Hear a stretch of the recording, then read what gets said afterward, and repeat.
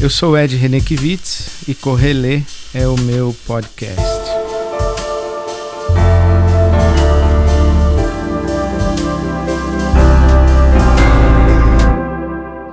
As pessoas me perguntam o que é Correlê e acham difícil falar Correlê. Que palavra é essa?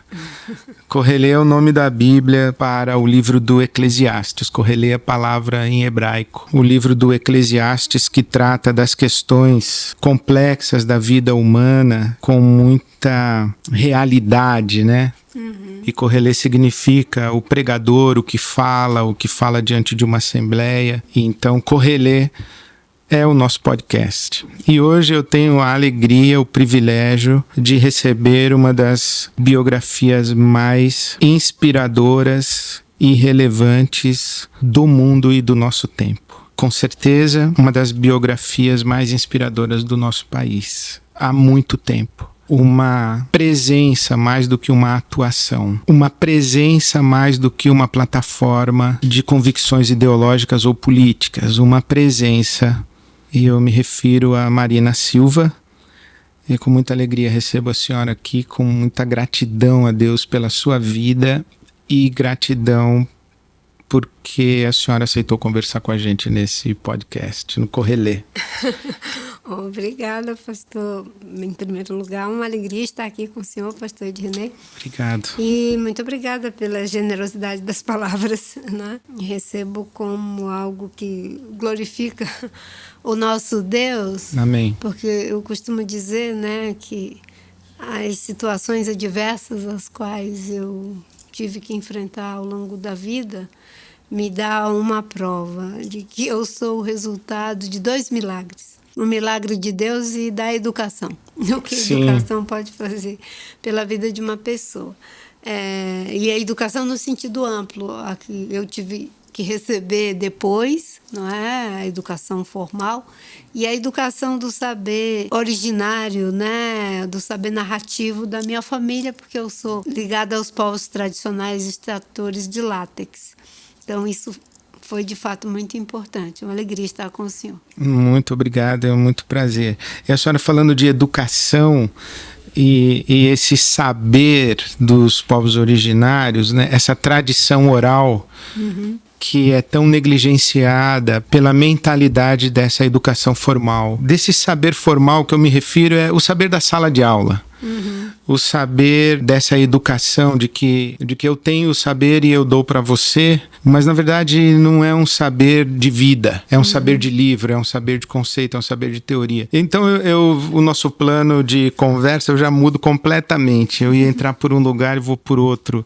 Vou fazer a primeira pergunta, por que a preservação dos povos originários é tão importante para o nosso país? Eu diria, pastor, que é importante para toda a humanidade. Sim. Porque imagine que em pleno século XXI nós temos pessoas que têm um conhecimento milenar e que têm uma relação, uma cosmovisão completamente diferente da nossa. Sim. Que sabe como se relacionar com a natureza, que tem uma outra forma de se relacionar uns com os outros, de se sentir feliz, de se sentir próspero, de se sentir pertencendo a um determinado grupo. Então, esse tesouro é algo incalculável. E ainda mais, no caso do Brasil, além dos povos originários, povos indígenas, nós temos povos indígenas que nunca foram contactados por um branco. Então, esses são ainda, digamos assim, mais complexos no que concerne a relação que devemos estabelecer com eles e o conhecimento que eles aportam. E as pessoas têm uma ideia de que o indígena precisa ser civilizado. Isso. Eles são uma civilização, só que uma forma diferente de civilização. Eles têm uma sociedade, eles têm sua própria política, do jeito que eles fazem essa política, eles têm sua espiritualidade, não é? Essa transcendência da forma como eles se relacionam, expressam essa espiritualidade, e isso é uma riqueza incalculável. A nossa visão, digamos, eurocêntrica, os tratou como se fosse uma folha em branco, alguém que uma argila a ser moldada. Ou como uma folha com coisas escritas equivocadas, mal escritas, borradas e borrões que precisam ser apagados e substituídos. Sim, isso a gente vai encontrar inclusive na nossa colonização, né? Aonde os que chegaram aqui, eles tinham que submeter os indígenas a verdadeiras práticas para apagar esse borrão. Né? Digamos, desse não humano, desse não portador de uma alma, de um espírito, de cultura. De uma dignidade. De uma dignidade. Essa visão foi que levou à destruição, eu diria, deles em massa. Quando os portugueses chegaram aqui, eram 5 milhões de indígenas e hoje estão reduzidos a 900 mil indígenas. 900 mil indígenas. Nós eliminamos 1 milhão a cada século. E os portugueses que vieram nas caravelas, né, eram 12 mil pessoas, né, quando a corte veio para cá. 12 mil contra 5 milhões. Contra 5 milhões. Esses 12 mil hoje são 200 milhões juntando com o povo preto, né, mais de 200 milhões, e os 5 milhões são 900 mil. Olha o tamanho da dívida social, cultural, humana, simbólica, de todos os níveis, que foram praticadas, né, essas atrocidades com esses povos originários. E você vai encontrar isso em todo o nosso continente. O que aconteceu em relação à colonização espanhola não é diferente. No caso do Brasil, foi todo isso que leva, né, a que a gente tenha perdido culturas, línguas, formas de ser e estar no mundo que são altamente necessárias e não complementares a nós. Eu costumo dizer que eles são suplementar. A gente trabalha, às vezes, com a ideia de complementariedade, é como se eles faltam um pedaço, a gente leva um pedaço para eles. A gente falta alguma coisa de relação com a natureza, eles trazem isso para nós. Não, é de suplementariedade. São 2 reais diferentes que se encontram para uma soma desses diferentes olhares, dessas diferentes formas de ser e estar no mundo, né? Então, existem muitas razões pelas quais eles devem ser respeitados, preservados e que tenhamos uma relação que não seja nem de destruição nem de assimilação.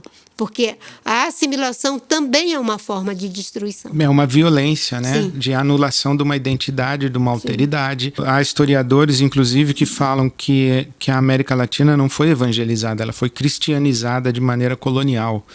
Né? Então, não se pode dizer que os portugueses e espanhóis que trouxeram esse tráfico do povo negro, que destruíram os povos originários, que destruíram culturas e que expropriaram os bens da terra, que eles evangelizaram a América Latina.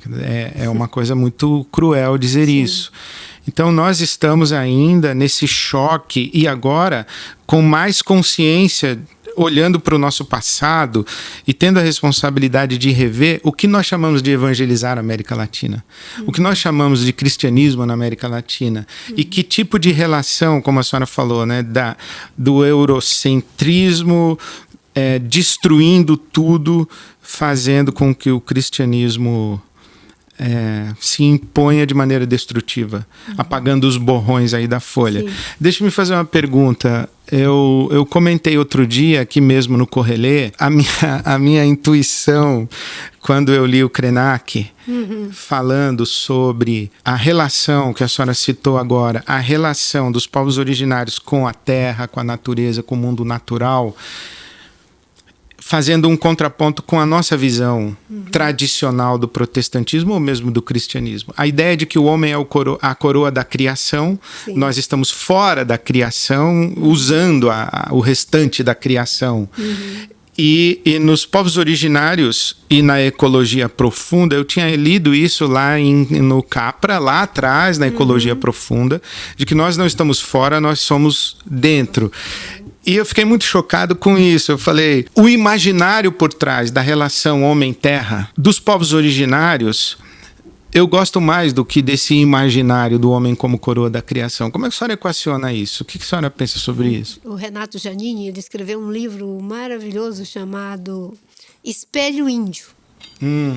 E ele vai tratar de por que, digamos, essa nossa ancestralidade social, cultural, né, é esse lugar de ninguém. Porque a gente, na verdade, na perspectiva, ele pega um pouco ali do Darcy Ribeiro, teve que negar que somos europeus porque a gente não queria entregar a terra para os portugueses. Então, a gente não era europeus, a gente era também, de certa forma, indígena. E a gente não queria ser indígena porque não queria entregar e reconhecer que a terra era dos indígenas. Então, negava também a nossa condição de indígenas e ficamos num lugar, não é, de uma espécie de ninguémtude. Não somos ninguém, não somos ninguém. Nada, nem uma coisa nem outra. Nos fizemos de ninguém. É um limbo identitário. Exatamente, esse limbo identitário.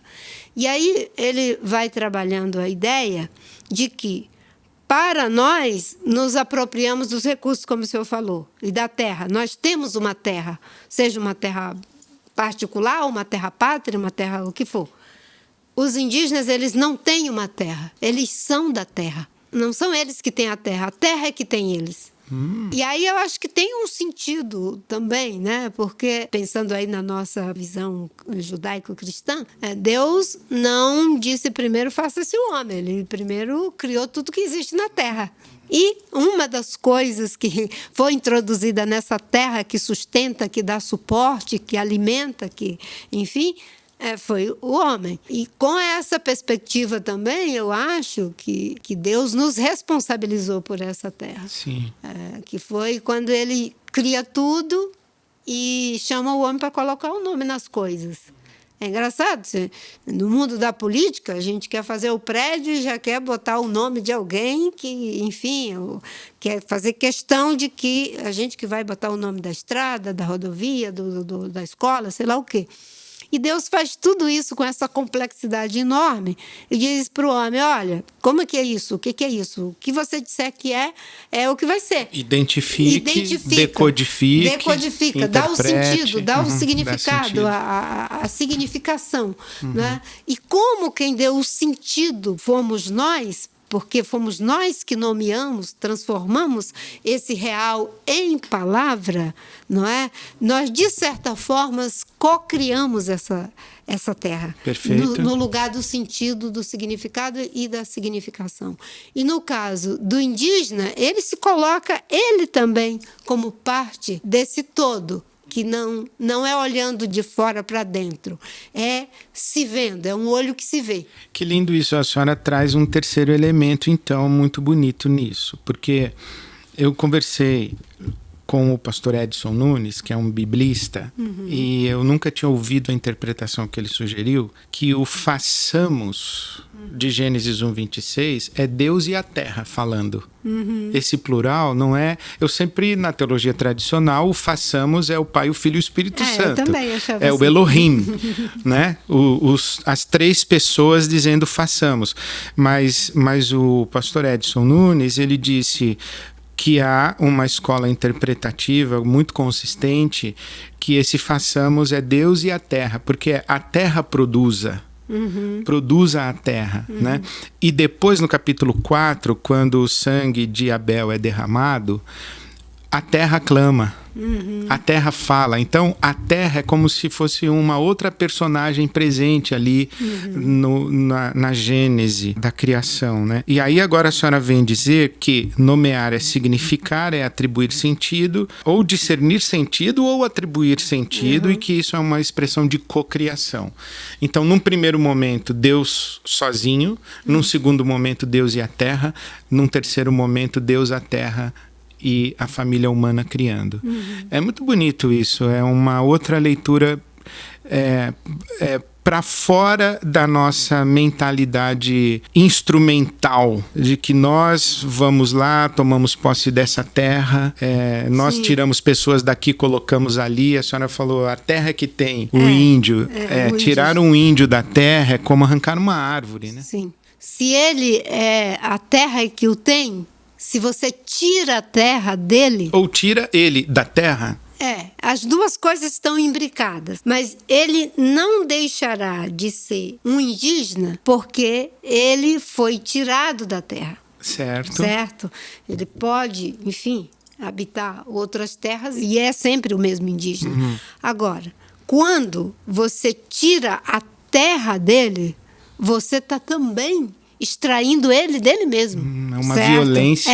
Porque o território é a identificação em todos os sentidos. Imagine o que é uma grande quantidade de cosmovisões. A gente fala os indígenas, mas os caiapós têm uma cosmovisão. Não é? Enfim, os Jaminauas têm uma cosmovisão, os Chavantes têm uma cosmovisão. E é uma profusão de riqueza de como eles, enfim, para eles como o mundo se criou, o que significa a morte, o que significa a vida, o que significa uma série de coisas que... Algumas foram inteiramente destruídas, né? E outras nós temos aí como esses verdadeiros tesouros de troca em termos dessa alteridade mesmo. Porque também não é você romantizar e idealizar. São seres humanos. Sim. São seres humanos que você vê. Agora tem um telefone... O mito do bom selvagem, né? Desculpa. Essa coisa de que quando chegou aqui o colonizador, seja ele o religioso, ou o político, ou, enfim, o bandeirante... o indígena foi visto como alguém que não tivesse um espírito, ou que não tivesse uma cultura, que era uma argila a ser moldada e que quem ia moldar essa argila era a mão dos jesuítas, trazendo aí o cristianismo. E no caso também do território, né, era o território a ser apropriado por quem chegou numa terra que não tinha dono, uma terra que foi descoberta. Não é que não foi descoberta, né? Só o próprio nome já denuncia, né? É uma terra que alguém ainda não havia chegado a ela, mas ela tinha um povo, tinha uma cultura, tinha várias civilizações, aliás, né? Essa invasão dos territórios, das culturas, dos povos que é feita, e esses nomes novos que apareceram. O que é grilagem? O que é grileiro? Que tipo de invasão acontece no território e nos povos originários? É garimpo ilegal? Como é que é essa complexidade aí?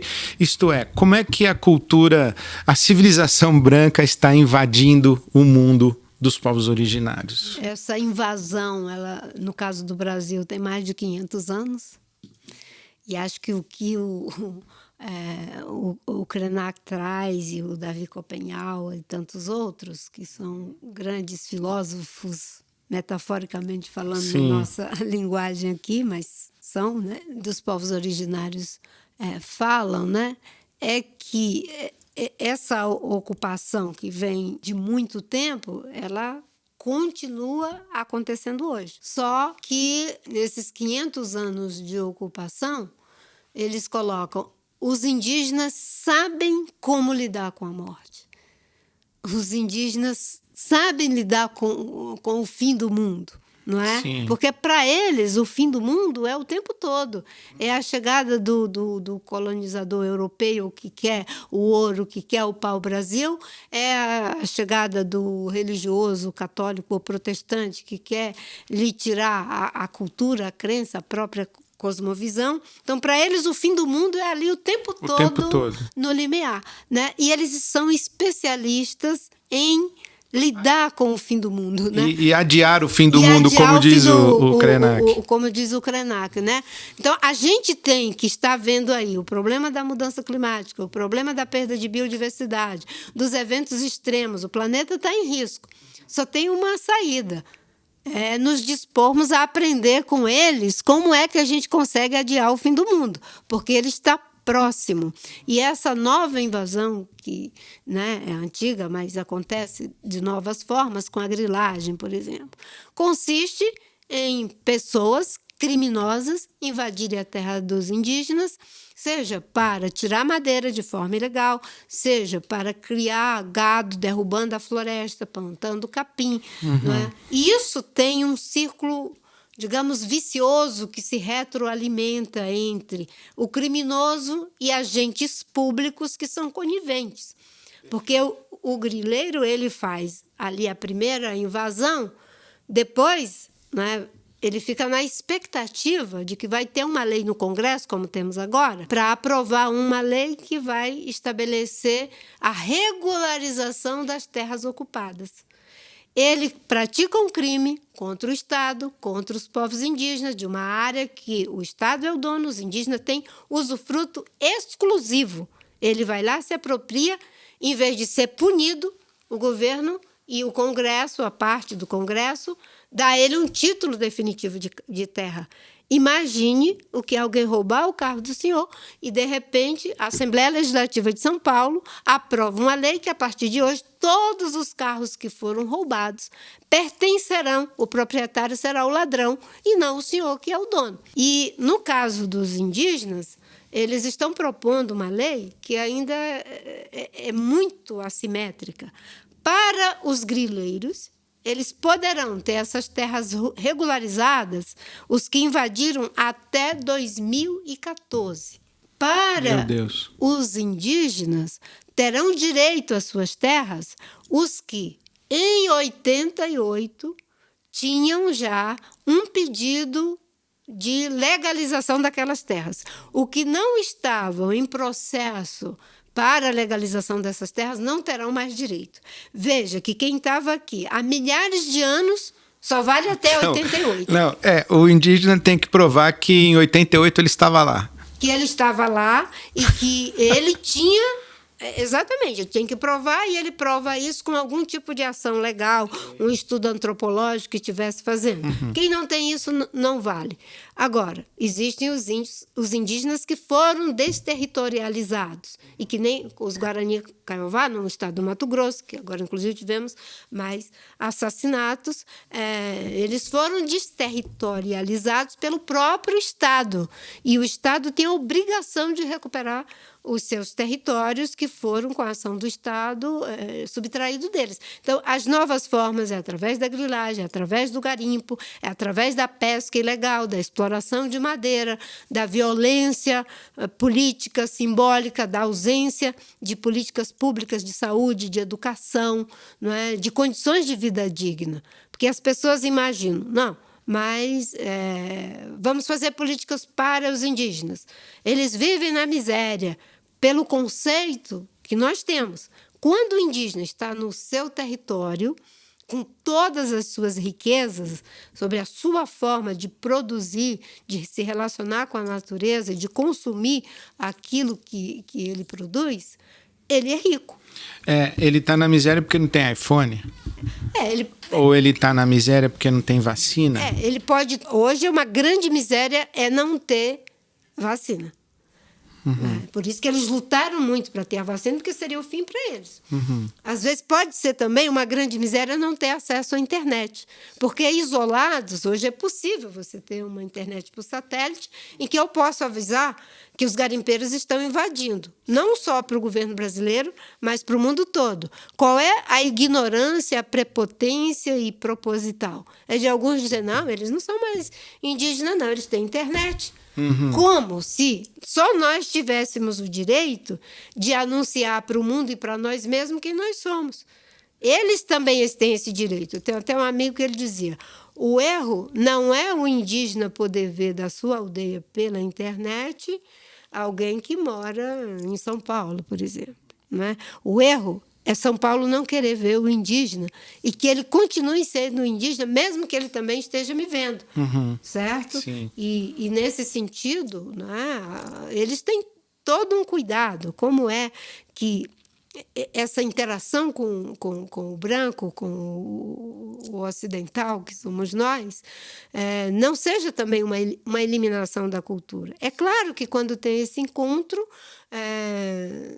endogenamente vai acontecer uma mudança, mas isso não é algo que é forçado, não é algo que deva ser imposto violentamente. É o processo da própria dinâmica de algo que deve ser um encontro, não é necessariamente uma eliminação ou um eterno confronto.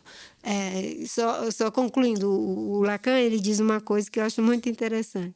Ele diz que nós nos sentimos profundamente incomodados a ponto de querermos eliminar aqueles que gozam diferente de nós. Não suportamos esse gozo diferente. Sim. E os povos indígenas têm um gozo diferente. Sim, perfeito. É uma forma de gozar no sentido de eu sou rico porque A minha riqueza está no rio. Está cheio de pirarucu, está cheio de tambaqui, está cheio de piranha, está cheio de mandinho. Posso falar aqui, vou ficar com água na boca.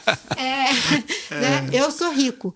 Eu sou rico porque a minha floresta tem os remédios que eu preciso para a minha saúde, tem as frutas que eu preciso para a minha saúde, eles vivem também a prática da caça de subsistência, tem os suprimentos, as proteínas que eu preciso para o meu alimento. Então, é uma outra dimensão de riqueza e de felicidade. Como a senhora se posiciona diante dessa fala de que é muita terra para pouco índio e que nas terras demarcadas como territórios indígenas tem muita riqueza no solo, tem muita riqueza que o Brasil não está usando em seu próprio benefício porque é terra de índio, não pode mexer. Como é que a senhora se posiciona disso? Primeiro, não tem essa história de muita terra para pouco índio, porque o indígena, para ser indígena, ele precisa da quantidade de terra necessária para poder desenvolver sua cultura, sua maneira de ser nesse mundo. E olha aqui, eles têm um território delineado de acordo com cada povo. E você não tem como ficar inventando povos indígenas. Você não vai inventar uma nova cosmovisão. Você tem povos que foram desterritorializados e que têm direito a recuperar sua cultura. A gente tem um olhar para os povos indígenas como se eles fossem um prejuízo pelas terras que eles ocupam. Eles são, na verdade, um grande investimento, porque eles são os que mais protegem a biodiversidade, os que mais protegem as florestas. Os povos indígenas ocupam, no mundo inteiro, cerca de 80% das áreas preservadas do mundo estão na mão dos povos originários. Agora, se o senhor pensar que o regime de chuva sobrevive graças a essas áreas protegidas, que a biodiversidade que é fundamental para o nosso desenvolvimento econômico, social, a América do Sul, por exemplo, a América Latina, mais de 50% da nossa economia depende da nossa biodiversidade. Quem protege isso são os povos indígenas. E eles protegem a grande indústria de água do planeta, de regulação do clima do planeta. No caso da Amazônia, que produz 20 bilhões de toneladas de água por dia e dispersa na forma de vapor, que é responsável por 75% do PIB da América do Sul. Essas pessoas, eles não são um prejuízo. Não troque essa chuva pelo garimpo, não troque isso pela madeira que você vai vender. Porque se a Amazônia passar de 25%, segundo os cientistas, de destruição, nós entramos num ponto de não retorno e poderemos virar um deserto. No caso do Brasil, isso já está comprovado. A escassez de chuva que nós temos, as chuvas muito fortes num período curto, o que era para chover em 3 meses, chove em algumas horas e acontece o que aconteceu em Recife, 30 dias em 12 horas. Em 12 horas, no Rio de Janeiro, em Petrópolis, aqui mesmo em São Paulo, no sul da Bahia, em Minas Gerais, em vários lugares, tem a ver com esse desequilíbrio do planeta. Essas pessoas são fundamentais, os maiores protetores dessas áreas. Agora, a mentalidade que não considera a ciência, não considera a ética nem o bom senso. A mentalidade extrativista, pragmática, utilitária, capitalista, negacionista. Essa mentalidade, ela pensa que vai destruir recursos de milhares de anos pelo lucro de poucas décadas. O que o mundo está discutindo é: temos que parar de destruir recursos de milhares de anos pelo lucro de poucas décadas. Né? E isso não é inteligente, isso não é científico, isso não é ético e muito menos isso é político, porque a política é para tentar nos ajudar a mediar nossos interesses e conflitos para a gente continuar existindo aqui. Então, essas populações, elas são muito importantes. E você tem, no caso do garimpo, o garimpo é um garimpo criminoso. Sim. Ele é criminoso, ele não significa internalização de riquezas, de impostos, significa internalização de violência, de pobreza, de contaminação, de destruição da floresta, de morte, dos de rios, assassinatos de e morte. De estupro das mulheres indígenas, das crianças Yanomamis, de cada 10 crianças Yanomamis. 4 estão contaminadas com mercúrio. Uma contaminação com mercúrio ou com metais pesados, mas no caso do mercúrio, ela é altamente terrível, porque ela ataca o sistema nervoso central. Quem pesquisa sobre o mal de Minamata, e eu visitei Minamata, conheci as pessoas que até hoje estão completamente, enfim, como que inutilizadas por essa contaminação, não é? Você tem uma população de indígenas, de cada 10 crianças, 4 estão contaminadas. Isso é ter 40% do povo para depender dos que ainda estão saudáveis. Não é? Isso é um crime de lesa humanidade, isso é um genocídio, é um verdadeiro genocídio. Aí você contamina o peixe contaminado, ele é ainda mais perigoso do que o mercúrio que você vai ingerir na água, por exemplo, porque ele é um mercúrio digestivado. Ele já está metabolizado no peixe, então ele vai direto para o sistema nervoso central. Aí prejudica a visão, prejudica em termos cognitivos, prejudica em termos neurológicos, várias operações neurológicas de uma pessoa. Eu não sou especialista, eu tenho uma contaminação com metais pesados, não é mercúrio, porque no Acre não tem garimpo, graças a Deus não tem ouro, graças a Deus não tem petróleo, graças a Deus, porque senão a gente já tinha destruído também, tudo, né? Mas no meu caso foi o remédio para a leishmaniose, que eu tive a leishmaniose, tomei 45 injeções de um remédio que era à base de antimônio, e o antimônio é equivalente como se fosse o mercúrio. E isso me criou muitos problemas de sérias saúde, complicações de saúde, alergias, muitas questões no sistema imunológico. E quando eu percebi que estava me criando problemas de visão, principalmente de visão, e eram problemas graves de movimento, estava ficando com um movimento esquisito, eu fiz um tratamento longo, né? Eu tive que ficar 1 ano e 8 meses praticamente numa cama, em São Paulo, entre Santos e São Paulo, fazendo tratamento. Aí, graças a Deus, quando eu me elegi senadora, eu consegui fazer um tratamento no Massachusetts General Hospital, que foi quem identificou que, de fato, era uma contaminação dessa natureza, e eu fiz um tratamento com remédio que, na época, era experimental nos Estados Unidos, chamado EDTA, que faz aquela ação. Eu, inclusive, conversei recentemente com alguns médicos do INCOR, né, pedindo a eles que se a gente podia fazer uma força-tarefa e eu ajudaria a articular. Eu fico até emocionada para que a gente conseguisse um tratamento desse para as populações indígenas que hoje estão contaminadas, né? Porque existem formas de fazer essa relação. Obviamente que quando isso já atingiu, enfim, tem processos que são irreversíveis porque vai atingir a bainha de mealina. O que estamos fazendo desde 1500 é o genocídio dos povos originários. Sim. De todas as formas. De todas as formas. De todas as formas. Agora é impressionante. Nós estamos matando apenas os povos originários. Nós estamos matando, inclusive, quem se coloca em defesa dos povos originários. Sim. Né? O Brasil é um dos países onde há maior índice de morte de ambientalistas e defensores de causas relacionadas a direitos humanos. Que violento é esse nosso Brasil, e agora essa tragédia recente com os assassinatos do Bruno e do Dom Phillips. Mas a senhora assiste isso há muito tempo, a senhora viu e sofreu isso pessoalmente, essa violência contra a senhora, muito perto da senhora. O que a senhora pode falar para nós sobre isso? Primeiro que é terrível isso que aconteceu com o Bruno e o Dom.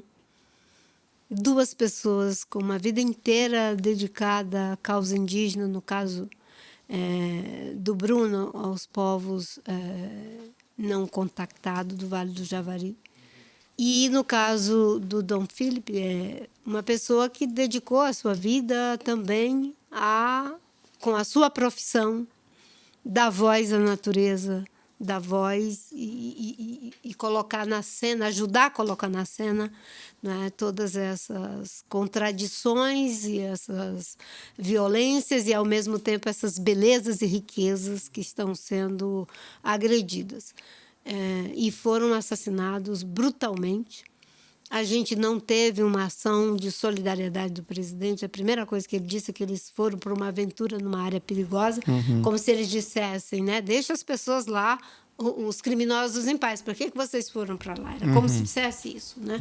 E só muito depois, quando já estava tudo comprovado, que de fato eram os corpos deles, que 10 horas depois ele foi fazer lá uma postagem de solidariedade às famílias e uma demonstração do que é essa violência e essa ausência do Estado, o que significa essa hipocrisia. É uma violência autorizada, até incentivada. E negligenciada. E com a conivência do Estado. Com conivência e com estímulo, com acenos também de que não vamos mais demarcar 1 centímetro de terra indígena. Foi o que o presidente disse. No governo dele não haveria... O IBAMA não teria vez, a FUNAI não teria vez. Isso são mensagens que você está dizendo que quem tem vez é quem faz esse tipo de coisa contra aqueles que querem defender a Constituição, que é quem assegura a proteção do meio ambiente, é quem assegura a proteção aos povos indígenas. E, nesse caso, de fato, isso vem de longe. O assassinato do Chico Mendes, dos meus 19 aos meus 28 anos, eu vi serem assassinadas 6 pessoas. Né? O Wilson, João Eduardo, Wilson Pinheiro, Calado, Ivaí Gino, Jonas e Chico Mendes. Ao todo foram 6 pessoas assassinadas. Né? E a gente chorava um morto e vinha outro atrás do outro, nessa luta de proteção da Amazônia. Aí você vai e tem todos esses dados, João e Maria, Padre Josimo, Irmã Dorothy, né? Em determinados momentos. O crime reagindo ao fato do Estado estar se colocando ao lado dessas populações, como foi o caso da Irmã Dorothy. Nós estávamos demarcando as unidades de proteção, de conservação na Terra do Meio. Quando a Irmã Dorothy foi assassinada, a senhora era ministra do Meio Ambiente? Sim, era ministra do Meio Ambiente. Eu assumi com o desafio de criar as unidades de conservação da Terra do Meio, que é algo em torno de 13 milhões de hectares. E ali um processo intenso de invasão criminosa. Começamos os estudos em diálogo com o governo do Estado do Pará, que à época era o Jatene do PSDB, que deu uma acolhida importante para a proposta, e os povos, as populações locais, com uma oposição ferrenha do que há de pior do ruralismo naquela região. Nós estávamos demarcando a reserva extrativista da Terra do Meio e o projeto de assentamento extrativista da Irmã Dorothy. Eu me lembro que, quando eu fui para lá, para o dia da Assembleia, havia uma série de pessoas sendo ameaçadas por jagunços e por grileiros para votar contra o seu próprio interesse. Ameaçados para que eles não fossem a favor de criar a reserva. E, obviamente, que a minha presença ali, da Polícia Federal e de tudo que a gente estava dando suporte, eles se sentiram encorajados e seguros, para fazer a aprovação. E a 300 quilômetros, a Irmã Dorothy estava fazendo o cadastro do outro assentamento extrativista que seria criado também. Eu, inclusive, tinha feito um apelo para que ela fosse para a Assembleia, mas ela disse que ela queria concluir, junto com a comunidade, o cadastro das famílias. E, infelizmente, no meio da minha fala, o Paulo Adário, do Greenpeace, que tinha um telefone Globalsat, foi até onde eu estava e disse: acabaram de assassinar a Irmã Dorothy. E foi um choque. Na mesma hora, a minha reação foi de falar com o delegado, o policial federal que estava comigo, e dizer: o senhor tem que entrar imediatamente no caso. E ele falou: eu não posso, porque isso é da competência do Estado e a Polícia Federal não pode invadir a competência do Estado. E aí eu falei para ele: mas não tem nada que possa fazer, porque se for a polícia aqui de Anapu, não vai ter investigação nenhuma. Aí ele falou: a menos que o presidente da República me dê uma ordem direta, ele mesmo, verbalmente. Eu me lembro que eu peguei o telefone do Paulo Adário, liguei para o Celso Amorim, que estava no exterior com Lula. Eu liguei para o Celso Amorim e falei: Celso, eu preciso falar urgentemente com o presidente da República. E ele falou assim: mas não pode, o presidente vai já fazer a fala dele. Eu digo: é urgente, é muito importante, ele tem que falar. Aí ele disse: bem, você tem que falar, então vamos ver. Vou levar o telefone para ele. Eu expliquei, assim, muito rápido, rapidamente, o presidente Lula. Eu digo, ele falou: e o que é que tem que fazer? Eu digo: só tem que dar uma ordem para o delegado que está aqui do meu lado. Ele disse: então chame aí o companheiro delegado. Eu, daquele jeito, né? Eu passei pro delegado e ele disse que ele tinha que entrar no caso. Com uma ordem expressa do presidente, ele estava calçado. Eu estava com um avião, era até acho que um avião Pantera do COTÉ, do Exército. Eu digo: o avião está à disposição imediatamente. já. Imediatamente fomos para lá, eles foram. Quando chegaram lá, dentro da delegacia, o delegado, os policiais já estavam botando a culpa no Francisco. Francisco era um jovem de mais ou menos 30 e poucos anos, que Irmã Dorothy criou dos 12 anos, era um casado, tinha uma família, e ela era a mãe que ele conheceu, porque ele era uma criança abandonada.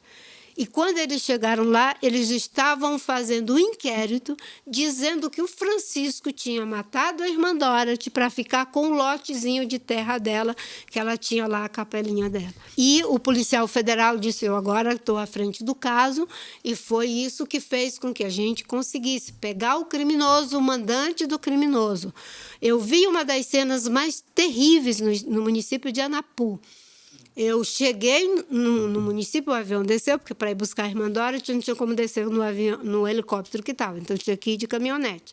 Então a gente desceu no município de Anapu e um foguetório como se fosse São João.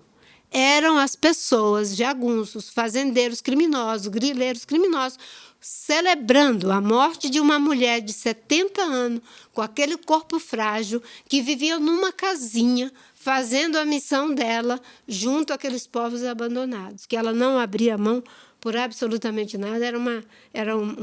O Chico Mendes era uma Irmã Dorothy de calça e a Irmã Dorothy era um Chico Mendes de saias, né?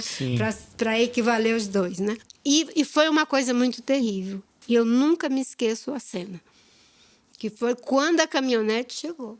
Ela estava atrás na caminhonete, uma perna para um lado, um braço para o outro, e tudo ensanguentado, não é? Mas eu vim para Brasília já com a certeza de que a Polícia Federal estava ali.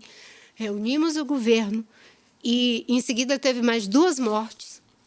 E eu falei para o governo: tem que conter isso imediatamente, porque o Estado não recua.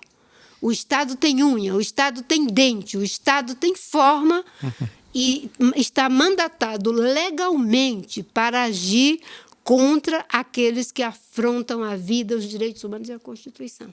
E nessa reunião, o presidente, mais uma vez, deu uma ordem, né, para o Exército, e foram deslocados imediatamente 2.000 policiais, 2.000 agentes do Exército para conter a violência, porque eles queriam criar uma mortandade sem precedente para evitar que fossem criadas unidades de conservação.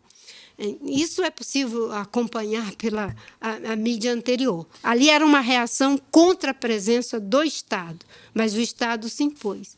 O problema é que, em política pública, você tem que ter continuidade. Não pode ter descontinuidade. Por quê? O criminoso ele aposta na expectativa da impunidade ou na certeza da impunidade. Hoje ele tem quase certeza da impunidade. Sim. Pelo discurso, pela prática, pelo desmonte do IBAMA, da FUNAI, do ICMBio, dos órgãos de fiscalização, a corte dos orçamentos, as leis que estão dizendo que vão aprovar para o garimpo, para a grilagem, para o licenciamento, para acabar com tudo, eles se sentem empoderados. Naquele momento a gente estava fazendo o caminho inverso. Tanto é, criamos as unidades de conservação, foram 25 milhões criados de 2003 a 2008. De 2003 a 2008, nós fomos responsáveis por 80% das áreas protegidas criadas no mundo. Em menos de 4 anos do governo Bolsonaro, já são responsáveis por 1/3 das florestas virgens destruídas no mundo. Não é? Essa é a diferença. Eu peguei o desmatamento numa curva de alta e fomos empurrando para baixo. Eles pegaram num patamar baixo e estão empurrando para cima. Né? E esse compromisso, que era um compromisso da equipe, e uma relação com a sociedade. O que a gente fez, pastor, não fomos nós, foi o povo brasileiro naquele período que apoiando esse projeto de cuidado da floresta. Pegar as boas ideias da comunidade científica, pegar as boas ideias dos movimentos sociais, dos empresários de bem, dos povos originários, transformar isso em política pública, dar escala como política pública. E hoje, se eu pegar os artigos científicos do mundo inteiro, das revistas científicas, como Nature e tantas outras, todos atestam que foi a maior contribuição já dada para proteger biodiversidade e evitar a emissão de CO2. Nós evitamos lançar na atmosfera 5 bilhões de toneladas de CO2. Que impressionante. Né? Então, quando eu vejo que é terra arrasada, eu penso, é assim, mas pode ser diferente. Pode, porque já foi. Já foi diferente. Nós sabemos, nós temos inteligência técnica, científica, acadêmica, política, institucional para fazer. O PPCDAM foi um plano feito, pensado e executado que deu certo. Eram 13 ministérios. 13 ministérios atuando conjuntamente. Quando eu critico que estão tirando os agentes do IBAMA, os funcionários do IBAMA e da FUNAI e do ICMBio, botando policiais, não é pelo policial em si, porque tem muita gente bem. É porque estão fazendo um desvio de função. Quando nós fizemos isso, a Polícia Federal estava junto. Sim. Mas com a sua função. O Exército estava junto, porque ele dava suporte logístico e a presença dele já dá ali, bem orientado, o COTÉ, o comandante do COTÉ, me ajudava muito. Né? Nós apreendemos 1 milhão de metro cúbico de madeira. Isso é caminhão de tora, um atrás do outro, de São Paulo ao Rio de Janeiro, um colado no outro. É muita madeira. E quando você faz uma apreensão dessa, você vira fiel depositário. Você tem que ter um fiel depositário. Quem poderia ser? O Exército. Então, o Exército funcionava como fiel depositário. Eu acho que foi a primeira vez que eu chorei num episódio do Correlê. A sua narrativa da irmã Dorothy e tudo que simboliza aquela violência contra ela e toda a complexidade do que é um governo. Não é eleger um presidente ou um outro presidente, é o que eleger um presidente traz consigo. E a sua fala inflamada de o Estado não recua, o Estado tem dente, tem unha, é uma expressão muito explícita que traduz Romanos 13. Porque Romanos 13, o Paulo apóstolo diz que o imperador tem na mão a espada para promover a justiça e coibir o mal. E quando Paulo diz que nós devemos respeitar a autoridade porque ela foi colocada ali por Deus, ele não está afirmando o poder absoluto do imperador. Sim. Ele justamente está afirmando o contrário. Exato. Que ele está ali por delegação divina. Ele não pode fazer o que ele quer. E ele só é legítimo enquanto ele usa a espada para promover a justiça e coibir o mal. Que é o exemplo que a senhora dá. Uma mulher assassinada brutalmente enquanto defendia a vida e os seus assassinos celebrando a sua morte. O mal avançando. A promoção da justiça tinha que chegar. Sim. E impor limites, fazer o mal recuar. Hoje o que nós assistimos no Brasil parece que a espada está na mão do imperador, mas ele não promove a justiça, ele justamente incentiva o mal. A senhora diria que de lá para cá nada mudou, porque se Chico Mendes e Dorothy foram assassinados e o Bruno, nada mudou ou piorou? É difícil a gente falar de forma homogênea. Teve coisas que melhoraram. Quando o Chico Mendes morreu, 3 dias depois, é que a imprensa brasileira foi noticiar a morte do Chico Mendes porque tinha saído no New York Times. A gente era muito isolado, não é? Não existiam as leis ambientais que nós temos hoje. Nós não tínhamos essa Polícia Federal que me ajudou a derrubar o desmatamento, existe uma parte que é comprometida. Não existiam os meios de comunicação como eles estão postos hoje. Talvez não existissem pastores fazendo esse tipo de debate que nós estamos fazendo aqui agora. E tantas outras coisas. E não existia 80% da população brasileira, como na recente pesquisa, preocupados com a Amazônia. Sim. Era muito mais difícil. Agora, o que assusta é que, apesar de tudo isso, em outros aspectos, piorou. É um retrocesso. É uma regressão. Uma regressão. É mais do que um retrocesso. Não é? E imagine se naquele tempo em que a gente não tinha as leis, não tinha os formadores de opinião, era a gente e a floresta, salvando a floresta com os próprios corpos, uma situação como essa que temos agora. E realmente não consigo nem imaginar como seria. Então, acho que temos esse avanço, essa juventude, a comunidade científica que não arreda pé por nada de dizer do problema do desmatamento, da mudança climática, que não pode perder biodiversidade, que dá suporte àquilo que os indígenas fazem mineralmente pelo conhecimento associado à natureza e à terra, de um modo geral, né? E o Chico Mendes fazia por intuição, por alguma coisa que ele... Eu sempre digo, né? Parece que a natureza se apropria de alguém para fazer o serviço por ela, o serviço do bem. E quando eu digo que o Estado não recua, o Estado não pode recuar. Não deve recuar. Não deve recuar em relação ao respeito à sua Constituição. Se a sua Constituição é boa, é justa, as suas leis, e o Estado recua para que os bandidos tomem conta, é o fim. É nesse sentido, né? E, ironicamente, a nossa Constituição é chamada Constituição Cidadã. Cidadã. Essa Constituição que tem o artigo 225 que diz que todos nós temos direito a um ambiente saudável. Todos nós. Essa Constituição que foi civil de base, né, nos artigos que protegem os povos indígenas para a demarcação das terras indígenas, como Yanomami, como Raposa Serra do Sol, como tantas que foram difíceis de ser criadas, mas que foram criadas. É essa Constituição que foi a base para que a gente tenha hoje um Sistema Nacional de Unidade de Conservação, a base para que a gente tenha uma Política Nacional de Meio Ambiente, a base para que a gente tenha uma Política Nacional de Recursos Hídricos, a base para que a gente tenha uma Política Nacional de Resíduos Sólidos. Agora, qual é o incômodo? É que quando as leis boas começam a ser implementadas, aí você tem a resistência. E quando alguém sinaliza que vai tirar a lei boa para botar a lei ruim, aí realmente o mal ganha. O mal está triunfando. O mal triunfa. Que é o que o delegado Pontes da Polícia Federal chama de corrupção normativa. Hoje o governo pratica corrupção normativa. O que é a corrupção normativa? Se antes você teve mensalão, ele transforma o mensalão agora em orçamento secreto. Sim. Orçamento secreto. Normatiza. Meu Deus. Só que aí é numa escala de 16 bilhões para os seus aplaniguados. Aí você tem a grilagem de terra, é crime segundo as leis brasileiras. O que ele faz? Demarcação, uma lei de regularização. Corrupção normativa.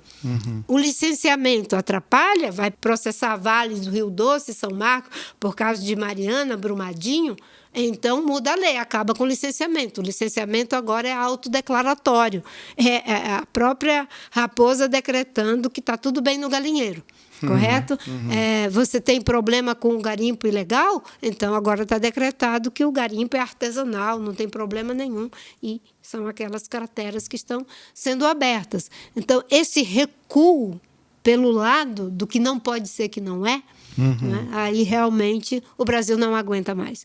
O Brasil não aguenta mais os mísseis, as bombas, metaforicamente falando, que a gente vê a atrocidade da Rússia contra a Ucrânia. Sim. Mas a gente não é visível a bomba que foi lançada em cima do sistema de saúde público brasileiro, que vamos chegar a 700 mil mortos. Sim. A gente não vê a bomba que é lançada em cima do MEC e que faz com que os nossos jovens tenham o seu futuro interditado e as nossas crianças por falta de educação. A gente não está conseguindo ver a bomba, às vezes vê o fogo da bomba, que é a destruição da Amazônia, do Cerrado, da Caatinga, e a gente vê as balas contra os indígenas, contra o Bruno, contra o Felipe, né? Mas tem uma guerra sendo feita contra o meio ambiente, a saúde, a educação, os direitos humanos, as mulheres, os pretos. O Brasil não aguenta mais isso. Então, é disso que se trata. A gente tem que entender que esse é o momento de agir em legítima defesa de um caminho que nos leve a uma recuperação pós-guerra. Por isso que eu digo, o governo que virá não pode ser o governo de um partido, de um líder. Terá que ser o governo de um povo que decidiu ser democrático, decidiu proteger indígena, meio ambiente, direitos humanos, decidiu que quer um novo ciclo de prosperidade, ter uma educação que seja de qualidade. Cultura. Decidiu que a ciência não é em oposição à religião e muito pelo contrário, e vice-versa também não é a mesma coisa, porque são dois reais diferentes, que não estão em esfera de comparações. Sim. Correto? É de um povo, não é? E de um povo que eu acho que tem que estar olhando para uma agenda. Essa agenda tem que ser legitimada agora, porque quem ganhar tem que derrotar mais do que o governo Bolsonaro, é o bolsonarismo. Sim, é uma mentalidade, é uma cultura. Tem que mudar mais do que de governo, é mudar a realidade. E para mudar a realidade, né, você tem que entender que não é como já foi no passado, na normalidade democrática, em que você apresenta o teu programa, o teu partido, a tua aliança, as pessoas escolhem, é a democracia. Agora a democracia ou querer ficar no poder a qualquer custo, a qualquer preço. Na anormalidade democrática, não é o forte autocrata batendo de frente com o forte da democracia. Sim. É o povo forte da democracia, nos seus empresários, nos seus trabalhadores, nas mulheres, nos jovens, nos indígenas. Inclua os pastores. Nos pastores. É um mosaico com uma única argamassa, né? A argamassa é a democracia, mas isso aqui é um processo de transição que terá que ser feito para que a gente volte a essa normalidade democrática. Aquela oposição de boina vermelha, de bandeira vermelha e aquela oposição engravatada do PSDB vai fazer muita falta e saudade. Porque o que vem aí é uma mistura de polícia rebelada com milícia, Sim. com gente armada, arma na rua, fazendo justiçamentos. E a gente tem que estar preparado para pacificar o Brasil. Pastorear o Brasil. Pastorear o Brasil. Mandelizar o Brasil. Mandelizar o Brasil. Criar uma cultura de paz, de reconciliação. De reconciliação. Não é na mesma moeda, de forma firme, de forma contundente, mas não é a mesma linguagem. Não, eles não são nosso referente. Sim. Me ocorre perguntar, diante disso, o que alimenta a sua alma para continuar falando desse jeito e acreditando desse jeito? Com a nossa percepção dessa regressão que a senhora falou, do que já foi e o que agora é, mas a minha angústia, eu digo aqui do meu lado pastoral, é a minha indignação e o meu inconformismo de como a igreja não enxerga tudo isso, mas como os meus colegas pastores não enxergam tudo isso. Eu não consigo entender como uma potestade de morte se instalou no Brasil, como o símbolo de um governo ser um armamento, um instrumento de matar, que gera uma cultura autoritária, totalitária, de extermínio do diferente, de violência contra o vulnerável, o frágil. Como alguém pode fazer um discurso contra direitos humanos, contra meio ambiente, contra a ciência, em nome de Deus, em nome da fé? E como alguém pode subir num púlpito para fazer isso ou ceder o seu púlpito para que isso seja feito? A minha indignação e o meu inconformismo, a minha angústia não tem tamanho. Mas eu vejo que a sua luta é muito anterior à minha. O horizonte de atuação da senhora é imensamente superior e mais largo, mais abrangente do que o meu. Os demônios contra os quais a senhora milita são explicitamente mais destrutivos do que aqueles com os quais eu convivo no meu horizonte pastoral. E a senhora continua sendo uma das figuras mais inspiradoras do mundo e do Brasil. Onde a senhora alimenta a sua alma? Bem, agora o senhor me emocionou também, muito com a sua emoção, muito Muito obrigada pelo acalanto, né? E eu acho que esse alimento vem de uma raiz. Eu digo que eu nasci numa comunidade de serviço. Quando eu digo que política para mim é serviço, racionalmente eu sei que isso parece demagógico, mas indo para a minha história, tem muita verdade. A minha avó era uma parteira tradicional e ela fazia os partos das crianças de toda aquela redondeza lá no meio da floresta, andando 2, 3 horas a pé para ir para a casa do compadre. Ficava lá uma semana cuidando daquela mulher, só voltava quando estava tudo ok. E era mais um compadre e mais um afilhado. Eu tive um tio que foi criado com os índios do Alto Rio Madeira e ela fazia tudo isso de graça. Meu tio foi criado com os indígenas do Alto Rio Madeira, ele foi com 12 anos, por vontade própria, morar com os indígenas. Saiu de lá com 30 anos. Ele era mateiro, cerameiro, cesteiro, ferreiro, carpinteiro e era xamã também. E ele fazia das cestarias aos concertos e ainda fazia as benzições para tirar o azar de quem estava com azar, não conseguia caçar, não conseguia pescar. Sei. Tudo isso de graça. Meu pai sabia as 4 operações de conta, sabia aplicar injeção, tinha um aparelho daqueles de vidro.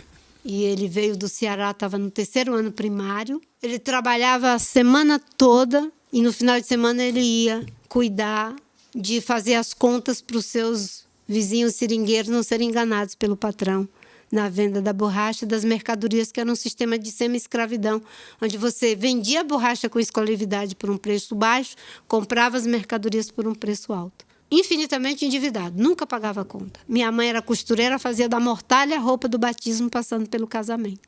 Tudo isso de graça. Era uma comunidade de serviço, né, no Seringal. E o encontro que eu tive com a teologia da libertação, né, feito pelo padre Clodovis Boff, levou para mim a semente que me fez entrar na política, desistir de ser freira. Né? Conheci no mesmo dia o Clodovis e o Chico Mendes, me encantei com a teologia da libertação, porque eu morava no convento e as irmãs do convento conservadoras diziam que o Chico Mendes e o bispo que defendia a gente, os indígenas e os seringueiros, eram do diabo. Que a gente era comunista. E que quem estava do outro lado é que era de Deus. E aquilo me feria profundamente. Foi assim que eu fui fazer um curso da CPT um dia, escondido da minha madre mestre, praticamente, e me encontrei com isso. Então, eu acho que vem dessa raiz. Posso interrompê-la? Me desculpe. A senhora cita o Clodovis Boff. Quando eu estava no seminário, eu devia ter 17, 18 anos, eu li Teologia Pé no Chão, do Clodovis. Olha só. E ele conta que dedicava 6 meses da vida dele para lecionar na academia, no Vaticano e nas instituições teológicas católicas, e 6 meses para servir os povos pobres. E ele disse que ele contou que uma tarde ele passou levando crianças indígenas para andar na garupa da bicicleta dele. E ele disse: quem ensinou para você que há mais presença de Deus nos corredores do Vaticano do que na terra com uma criança na garupa da bicicleta ensinou errado? E eu lembro de ter ouvido isso na minha juventude e como isso marcou a minha peregrinação espiritual e pastoral. Eu lembrei disso, só quis contar. Desculpa interrompê-la, mas siga, por favor. Tem tudo a ver, porque eu sou o testemunho do que o senhor leu. Sim. Porque ele assinava na academia e foi para o Acre dar um curso para a Comissão Pastoral da Terra com os seringueiros, agricultores familiares. E eu era uma filha de seringueiro à época, com 17 anos. Foi aí que tudo começou na minha vida, né? Então, esse alimento, essa fonte, vem dessa raiz. Só que a gente tem que saber que tem hora que a gente sofre. Eu sempre digo, as pessoas dizem, você não tenha medo? Não tem. Eu digo, medo eu sempre tive. Medo a gente tem. Tristezas, às vezes, a gente tem. Desânimo a gente tem. O que faz a diferença é o compromisso. Eu tinha muito medo de ir para Chapuri dos jagunços. Mas o compromisso me fazia ir. não é? É muito doloroso passar por certas violências políticas, mas o compromisso faz continuar. Como eu costumo repetir, às vezes a gente não tem uma causa, é a causa que nos tem. E eu acho que o Clodovil, ele foi lá dar esse curso e hoje, quando eu falo, reduzimos 5 bilhões de toneladas de CO2, as pessoas pensam em fiscais que são ótimos, policiais federais, um monte de tecnologia, de satélite, de monitoramento. Mas eu sempre disse que a matéria-prima mais concreta da minha vida foi o sonho, foi o intangível. Né? E nesses 5 bilhões de toneladas de CO2 reduzido, nesses 80% de área protegida criada no mundo de 2003 a 2008, nesses 25 milhões de hectares, em tudo isso que está aí, pode ter certeza, está lá o Clodovil Boff. Porque eu vivia a natureza, sentia a natureza, amava a natureza. Agora, transformar isso num ideário político e ainda sentir que era assim que eu deveria servir a Deus, né? Isso foi ele que plantou essa semente, né? Com alguns andando de garupa de bicicleta e comigo, né? Dando as aulas que ele deu, de uma menina que estava começando. Eu fui alfabetizada aos 16 anos, né? É essa fonte intangível. Agora, por que a gente tem uns que vê isso? Mas acho que Jesus, né? Deus mesmo nos ensinou isso na sua palavra. A gente ia ver, mas não ia perceber. Ia ouvir e não ia compreender. E a gente erra por não conhecer a palavra de Deus, por não querer conhecer. Não é? Porque quando ele diz que eu era preso, eu era doente, eu era pobre, tu não me alimentou, tu não me visitou, é disso que se trata. E muita gente ouve isso e não quer entender, não quer perceber. Quer uma outra coisa, não é? Ele não diz que são os poderosos, bem-aventurados poderosos, bem-aventurados humildes, bem-aventurados que sofrem, né? E a gente não quer ouvir isso, porque é difícil. Que a bem-aventurança é essa? Não é? Mas é disso que se trata. É uma fonte e a gente não está pronto, e é aquele esforço, né? Aquele que pensa que está de pé, cuide para que não caia. Amém. É um exercício diário, não é? Não existe um compromisso estabelecido, não existe uma coerência estabelecida, nem uma honestidade estabelecida. Não. É aquele que está de pé, cuide para que não caia. Peça a Deus graça e misericórdia, não é? Respeite as leis, não é? Mude o mundo e depois mude o mundo mudado, renove a sua prática pela renovação do entendimento. Não é? São essas coisas paradoxais, contraditórias. E esses sonhos e essa utopia do reino de Deus que alcançou a senhora, e esses sonhos transformados em plataforma política e tudo mais, como que eles... O que a senhora enxerga para frente? Como é que eles inspiram o seu futuro próximo, seu futuro político, sua atuação pública? O que a senhora está sonhando para frente? Pode contar ou não pode?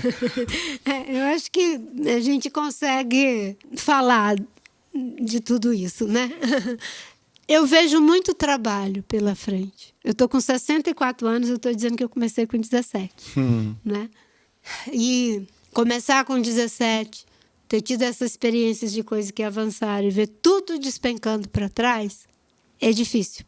Tem muita gente que empurrou isso para frente e agora está vendo as coisas ruins. Eu fiquei pensando, Suplicy. Né? Suplicy está com 81 anos e ele, acho que uns 40 anos, é lutando pela renda básica de cidadania. Sim, entregando a planilhinha, né? Dele, o projeto. Eu até brinco com o pessoal que eu sou a Suplicy da sustentabilidade, sabe? Que também é ali, né? Enchendo a paciência. E, de repente, tanta luta e agora a gente andou um pouco, 33 milhões de pobres. Só em São Paulo, o estado mais rico, 40 mil pessoas em situação de rua. Né? Então... O que eu vejo, o que anima, é que se a gente não conseguiu manter o legado, agora nós somos a placenta para dar sustentação para que é jovem, o nosso cameraman aqui, eu vou chamar assim, né, levem o legado. sabe? Para que eles levem o legado. Teve alguém que, quando eu era jovem, foi lá entregar o seu legado. Não sei quantas frustrações o Clodovil teve, o Chico Mendes teve, mas ele era uma pessoa madura conversando com uma menina de 17 anos. Né? Sementes. Sim, sementes. E agora eu sou uma mulher de 63 anos tentando conversar com os que vão levar esse legado. E o bom de semente é que existem sementes que precisam quebrar a dormência. Tem sementes que brotam rápido, nascem rápido, né? Mas tem algumas sementes, um ouriço de castanha leva anos para ele poder germinar. Por exemplo, um coco de uricuri, de jaci, não é? Uma semente de cumaru de ferro. Tem umas que precisam passar pelo trato digestivo dos animais, que passa por a quintura, e aí ela consegue germinar mais rápido, mas é muito difícil. Impressionante. Né? Pessoas que chegam aos 81 anos ainda lutando pela renda mínima são sementes dormentes, sabe? Que precisam de muita persistência para poder quebrar a dormência. E é essa dormência da indiferença com os pobres, quebrar a dormência da indiferença com os direitos humanos, que eu sei, com essa fé viva que eu sei que é o que o Senhor faz. Não é? E aí não tem essa do que eu faço é maior do que o Senhor faz. Nem, não. Se a gente estiver fazendo o que é para a gente fazer no lugar que a gente está, é muito grandioso. Imagina, o Chico Mendes estava lá no front, fazendo os empates, protegendo as árvores com o corpo. Uma árvore de 35 metros, com 2 metros de diâmetro. Se ela é jogada em cima, não fica nada, fica só molhado. Né?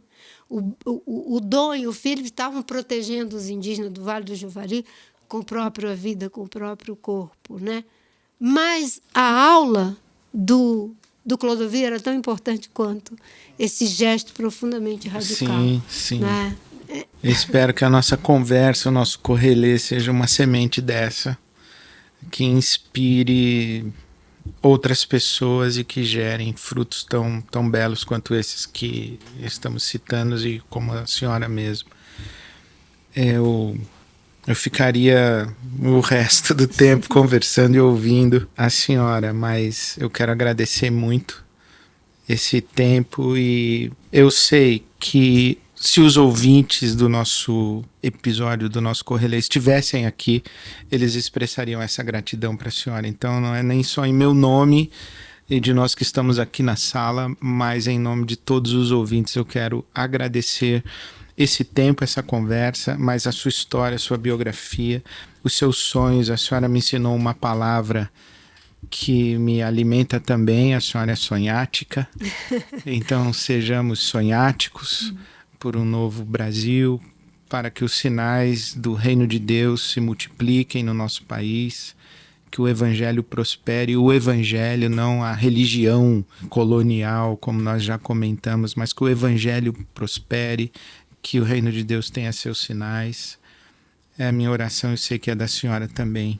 Amém, amém. Como quer encerrar ou colocar uma vírgula nessa conversa, porque ela há de continuar? Eu acho que a vírgula é de agradecimento, né? Por essa conversa. As perguntas, mas não vou nem dizer as perguntas, sabe?